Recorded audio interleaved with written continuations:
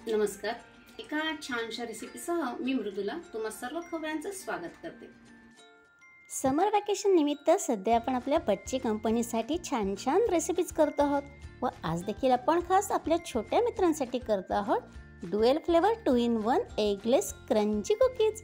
रेसिपीला सुरुवात करण्याआधी एक सूचना, आपल्या रेसिपीला लागणारं सर्व साहित्याचं प्रमाण तुमच्या सोयीसाठी डिस्क्रिप्शन बॉक्समध्ये दिलेलं आहे. So let us bake awesome cookies.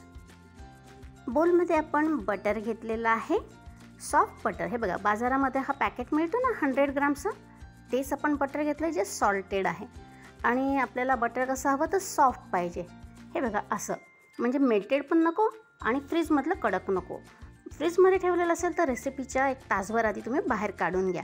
Perfect. आता आपल्याला हे बटर 1 मिनिटभर छान बीट करून घ्यायचं आहे आणि मी त्यासाठी इलेक्ट्रिकल बीटरचा वापर करते. तुमच्याकडे नसेल तर तुम्ही हँड विस्करचा वापर करू शकता, पण त्याला थोडासा वेळ जास्त लागतो, एवढं लक्षात असू द्या.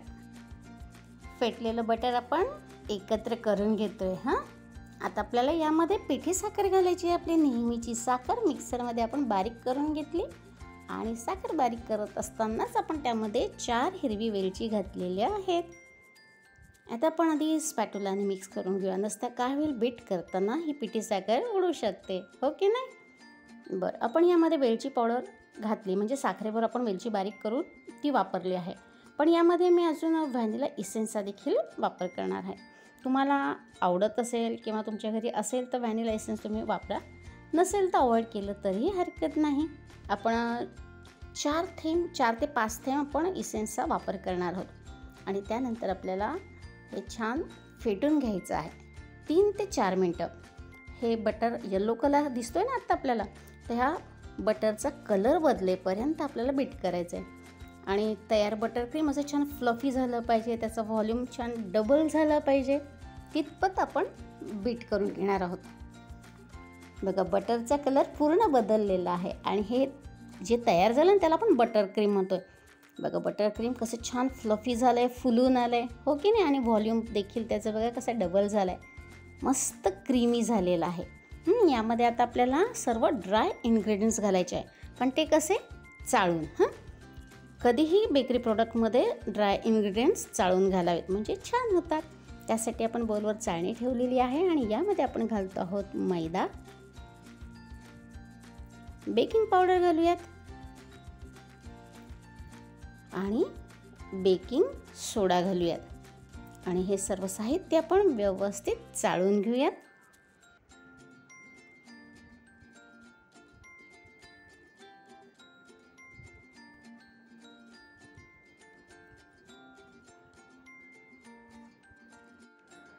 आता यामध्ये आपण घालूयात ड्रायफ्रूटचे काप. मी यामध्ये काजू बदामाचे पातळ असे काप करून घेतलेले आहे, ते घातले.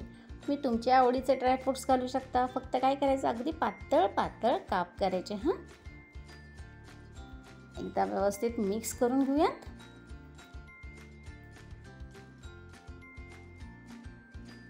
आणि आता आपण हाताने हे छान बाइंड करणार आहोत. हा डो काय करायचा, आपल्याला बाइंड करायचा आहे. आपण पोळीसाठी कणिक मळतो तसं नाही करायचं. तर हलक्या हलक्या हाताने आपल्याला ह्याला छान बाइंड करायचं आहे. हे बघा, अशा पद्धतीने. ठीक आहे, पण डो व्यवस्थित बाइंड करून घेतला आणि त्याचे 2 पोर्शन केले आणि 2 सेपरेट बोलमध्ये ठेवलेले आहे. आपण ड्युएल फ्लेवर म्हणजे 2 चवीच्या 2 फ्लेवरच्या अशा आपण ह्या कुकीज करतो आहोत. तर त्यापैकी एका पोर्शनमध्ये आपण घालतो आहोत कोको पावडर आणि दुसऱ्या पोर्शनमध्ये आपण घालतो आहोत व्हॅनिला फ्लेवरची कस्टर्ड पावडर. आपल्याला हे छान मिक्स करून घ्यायचं आहे.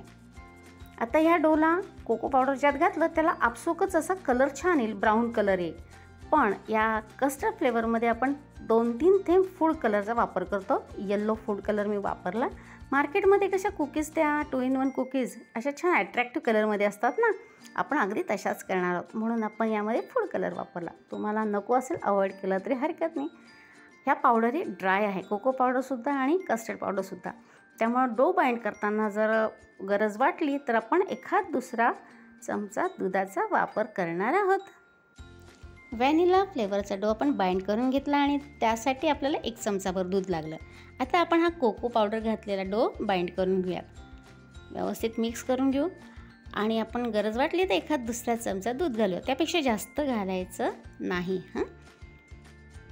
एखाद दुसऱ्या चमच्यामध्येच हा डो छान बाइंड होतो बघा. हलक्या हाताने व्यवस्थित डो बाइंड करायचा. आपले दोन्हीही डो तयार आहेत. आता आपल्याला त्यांना छान शेप द्यायचा आहे, तर आपण ते प्लॅटफॉर्मवरती काढूयात. आधी थोडंसं असं वळून घेऊयात आपण लांबट, आणि त्यानंतर आपल्याला त्याला छान शेप द्यायचा आहे. कसा द्यायचा, आपण लॉग म्हणतो की नाही, म्हणजे ओंडका कसा असतो तसा. रोल नाही आहे, लांबट करायचं पण एखाद्या ओंडक्यासारखं, लॉकसारखं. तर आपण अशा पद्धतीने हे बनवून घेऊयात. आपल्याला दोन्ही कलरचे असे लॉक तयार करायचे. परफेक्ट. हाताने व्यवस्थित तुम्ही शेप देऊ शकता अशा पद्धतीने.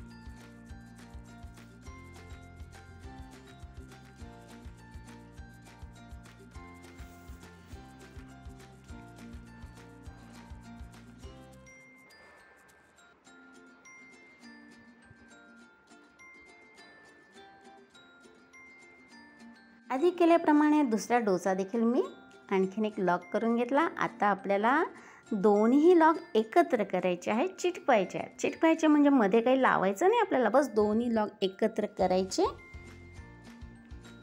आणि त्याला परत व्यवस्थित शेप करायचा. बेसिकली आपल्याला काय करायचं, दोन्ही लॉक एकत्र करून एक मोठा जाडा ओंडका म्हणतो ना पण, म्हणजे लॉक तयार करून घ्यायचा आहे बघा. अशा पद्धतीने दोन्ही बाजून थोडा दाब द्यायचा. वरून आपला जो सरफेस म्हणतो ना आपण, त्याला आपण असं छान दाबून घ्यायचं. म्हणजे कसं होईल, एक लांब लचक पण दोन्ही कलर मिळून असा आपला हा लॉक तयार होईल बघा.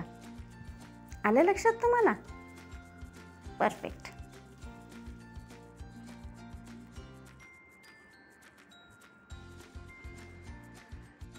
हा लॉक आता आपण एका क्लिंग रॅपमध्ये पॅक करून घेणार आहोत. आपल्याला हा फ्रीजमध्ये ठेवायचा आहे, सेट करायला ठेवायचा आहे. म्हणजे काय होईल, फ्रीजमध्ये अर्धा तास ठेवला की तो असा छान कडक होईल आणि आपल्याला मग कुकीज कट करायला सोयीचं जाईल.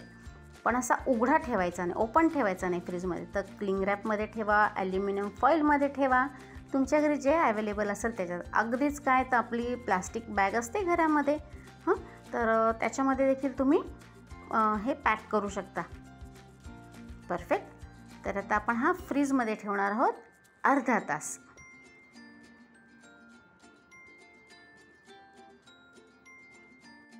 आपला हा लॉक बघा व्यवस्थित कडक झालेला आहे आता. तर आपण क्लिंग रॅप हटवूया त्याची आणि आता आपल्याला सुरीने कुकीज कट करायच्या. बरं, एकीकडे मी आपला मायक्रोवेव्ह कन्व्हेक्शन मोडवरती 170 डिग्रीला 7 मिनटासाठी प्रीहीट करायला ठेवलेला आहे आणि त्याचबरोबर आपला बेकिंग ट्रे बटर पेपर लावून लाईन करून घेतलेला आहे. त्याच्याला आता आपण कुकीज कट करूयात. फार पातळ नाही आणि फार जाड नाही, अशा आपण मीडियम कुकीज ठेवणार आहोत. आणि प्रत्येक कुकी कट झाली की आपण सुरी थोडीशी क्लीन करून घ्यायची. परफेक्ट. बघा किती सुरेख रंग आणि दिसतोय, किती जबरदस्त की नाही आपली कुकी. छान. आपण अशाच प्रकारे सर्व कुकीज कट करून घेऊयात आणि बेकिंग ट्रेवर मात्र आपण थोडं अंतर राखून या कुकीज ठेवायचा. यामध्ये आपण बेकिंग पावडर, बेकिंग सोडा घातलेला आहे, तर त्या कुकीज जेव्हा बेक होतात तेव्हा आकार त्यांचा मोठा होतो. त्याकरता आपण मध्ये थोडं अंतर ठेवायचं बरं का.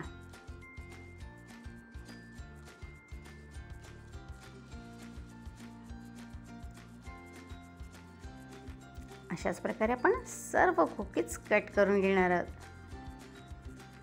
परफेक्ट.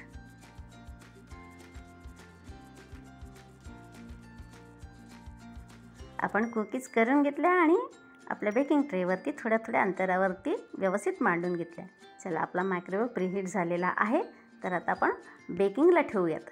आपल्या कुकीज बेक करून रेडी आहेत. किती सुरेख कलर आला आहे, हो की नाही?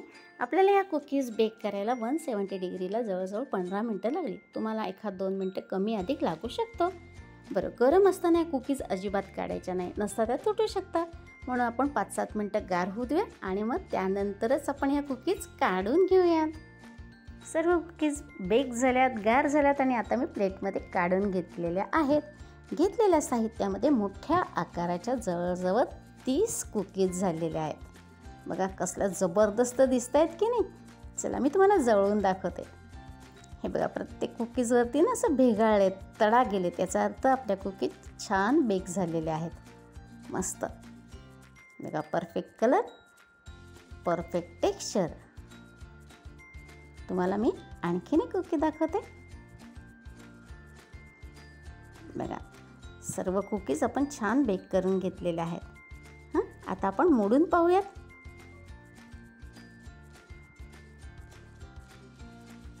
अगदी क्रंची झाले आहेत बरं का आपल्या कुकीज. परफेक्ट. आता आपण याची टेस्ट पाहूयात. जबरदस्त, खरोखर अतिशय उत्तम झाले आहेत बरं का आपल्या कुकीज. बेकरीपेक्षाही जबरदस्त असे super crispy dual flavour 2-in-1 eggless cookies आपल्या बच्चे कंपनीसाठी रेडी आहेत. अर्थात या कुकीज आपणही एन्जॉय करू शकता. खव्यांनो, आपल्या मृदुलाज किचन या यूट्यूब चॅनलवर बिस्किट, नानकटे, कुकीजचे खूप सारे रेसिपी व्हिडिओज अवेलेबल आहेत. आपणास यांपेक्षा काही वेगळ्या प्रकारच्या बिस्किट किंवा कुकीजच्या रेसिपीज हव्या असतील तर नक्की कमेंट करा. चला, परत भेटूयात एक छानशी रेसिपी घेऊन. तोपर्यंत खूप खूप धन्यवाद.